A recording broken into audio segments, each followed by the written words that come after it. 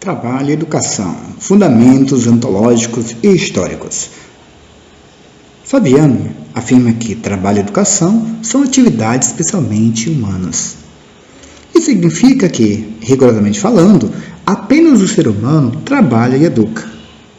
Voltando-nos para o processo de surgimento do homem, vamos constatar seu início no momento em que determinado ser natural se destaca da natureza e é obrigado, para existir, a produzir sua própria vida. Assim, diferentemente dos animais que se adaptaram à natureza, os homens têm que se adaptar à natureza a si, agindo sobre ela e transformando-a.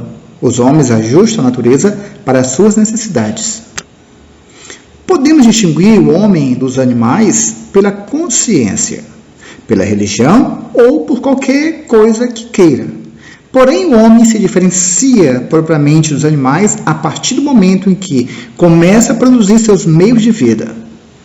Passo este que se encontra condicionado à sua organização corporal. Ao produzir os seus meios de vida, o homem produz indiretamente sua própria vida material. Ora, o ato de agir sobre a natureza, transformando-a em função das necessidades humanas, é o que reconhecemos com o nome de trabalho. Podemos, pois, dizer que a essência do homem é o trabalho. A essência do homem é um efeito humano. É um trabalho que se desenvolve, se aprofunda e se complexia ao longo do tempo. É um processo histórico. Ele não nasce sabendo produzir-se como homem. Ele necessita aprender a ser homem. Precisa aprender a produzir sua própria existência. Portanto, a produção do homem é, ao mesmo tempo, a formação do homem, isto é, um processo educativo. A origem da educação coincide, então, com a origem do homem mesmo. Diríamos, pois, que no ponto de partida, a relação entre trabalho e educação é uma relação de identidade.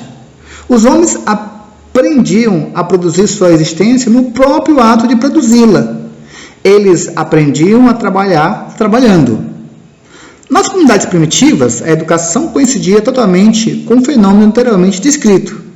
Os homens apropriavam-se coletivamente dos meios de produção, da essência, e nesse processo educavam-se e educavam as novas gerações. Prevalecia aí o modo de produção comunal, também chamado de comunismo primitivo. Não havia a divisão de classes, tudo era feito em comum. Na unidade aglutinadora da tribo, dava-se a apropriação coletiva da terra, construindo a propriedade tribal na qual os homens produziam sua existência em comum e se educavam nesse mesmo processo.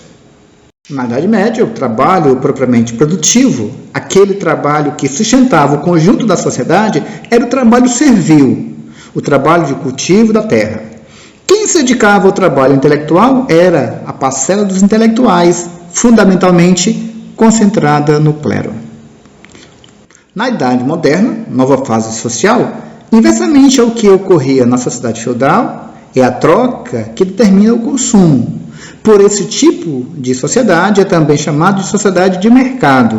Nela, o eixo do processo produtivo desloca-se do campo para a cidade e da agricultura para a indústria, que converte o saber de potência intelectual em potência material. O desenvolvimento da produção conduziu à divisão de trabalho e daí à apropriação privada da terra, provocando a ruptura da unidade vigente nas comunidades primitivas.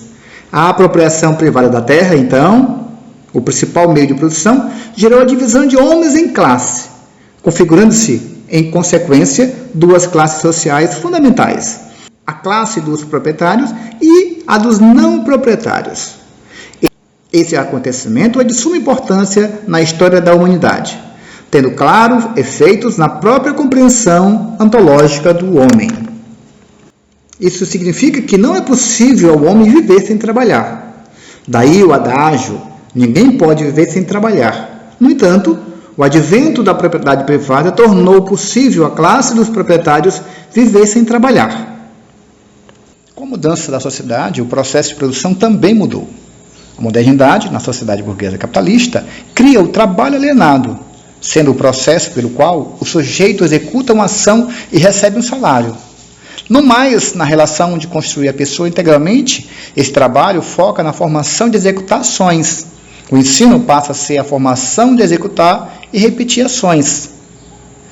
A ideia de politecnia contrapõe-se à referida concepção. Ela postura que o processo de trabalho se desenvolva numa unidade dissolúvel dos aspectos manuais e intelectuais. O pressuposto dessa concepção é de que não existe trabalho manual puro, nem trabalho intelectual puro. Todo trabalho humano envolve a concomitância do exercício dos membros, das mãos e do exercício mental e intelectual. Nesse sentido, a politecnia diz respeito ao domínio dos fundamentos científicos das diferentes técnicas, que caracterizam o processo de trabalho produtivo moderno. Diz respeito aos fundamentos das diferentes modalidades de trabalho. A politecnia se baseia em determinados princípios e fundamentos e a formação politécnica deve garantir o domínio desses princípios e desses fundamentos. A politecnia contempla as várias dimensões do sujeito. Contempla o fazer, contempla o pensar, contempla a dimensão artística, cultural e social do sujeito, e não apenas os aspectos econômicos resultantes do trabalho e a formação para o trabalho.